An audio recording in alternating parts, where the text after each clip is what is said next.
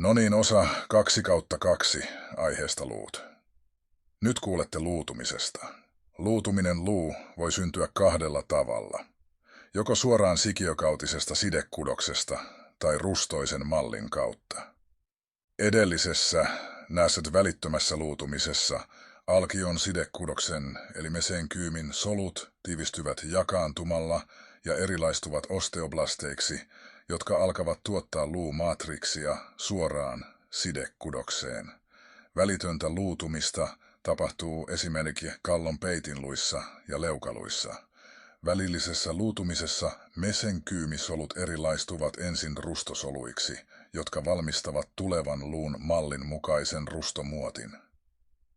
Tämän jälkeen rusto kalkkeutuu ja siihen syntyy luutumistumakkeita, joista luutuminen etenee rustomallin syöpyessä luun tieltä. Luun pituuskasvun ylläpitämiseksi rustoa jää luun kasvuvyöhykkeille. Välitön luutuminen, sikiökautinen sidekudos, tiivistyy niissä paikoissa, missä luuta alkaa muodostua. Alueelle syntyy uusia verisuonia, eli tapahtuu vaskularisaatiota. Verisuonet tuovat alueelle runsaasti happea ja ravinteita, mikä saa mesenkymaalisolut erilaistumaan osteoblasteiksi, jotka alkavat rakentaa luuainetta. Ohuita luulamellejä syntyy. Osa osteoblasteista jää luuaineen ympäröimäksi, ja niitä kutsutaan sen jälkeen osteosyyteiksi.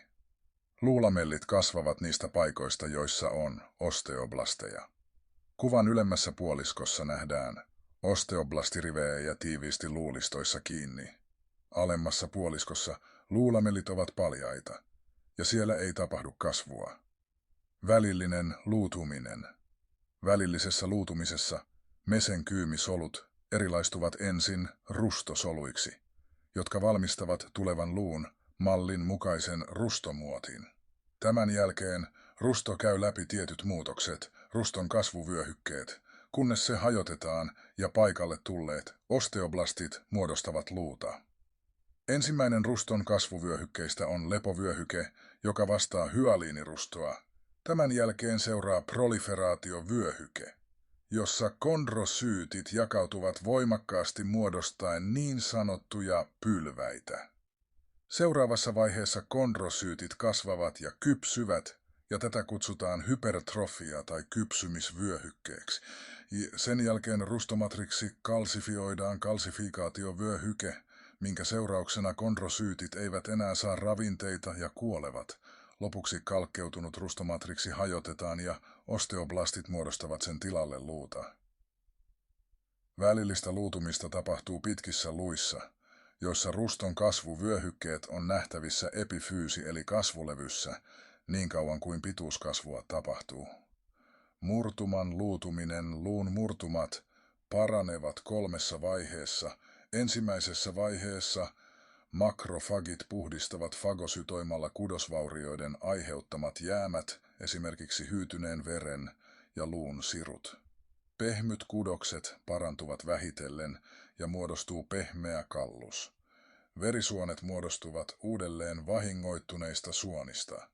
Kun verisuonet ovat muodostuneet, kudos muuttuu vaaleanpunaiseksi ja toinen vaihe voi alkaa. Toisessa vaiheessa osteoblastit tulevat paikalle ja alkavat muodostaa säieluuta korvaamaan pehmeän kalluksen ainetta. Kun toinen vaihe on päättynyt, murtuma on luutunut umpeen säieluulla ja sitä kutsutaan kovaksi kallukseksi. Kolmannessa vaiheessa osteoklastit ja osteoblastit korvaavat säieluun kokonaan. Lamellaariluulla ja luun alkuperäinen arkkitehtuuri palautuu entiselleen. Murtuma paranee nopeammin, jos luukalvo säilyy ehjänä. Myös ikä vaikuttaa luutumisnopeuteen. Nuorilla murtumat luutuvat paljon nopeammin. Remodellaatio. Luu on muuttuva kudos, joka on jatkuvassa uusiutumisen tilassa. Tähän osallistuvat solut, osteoklastit ja osteoblastit ovat tarkan ja monipuolisen säätelyn alaisena.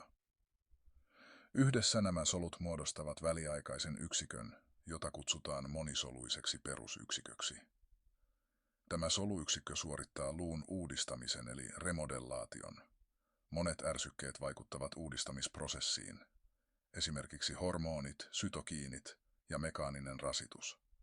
Nämä vaikuttavat luun remodellaation määrään ja syntyvän luukudoksen laatuun. Esimerkiksi jos luuhun kohdistuu suuri mekaaninen rasitus, muodostuva luukudos on todella tiheää ja kestävää. Jos taas rasitus on pientä, luukudoksesta muodostuu heikompaa. Luun rasitustasoa mittaavat niin sanotut mekanostaatit, ja ne osallistuvat remodellaation laadun säätelyyn, sen pituinen se, lähteenä solunetti, tilaa kanava, terkut kössiltä.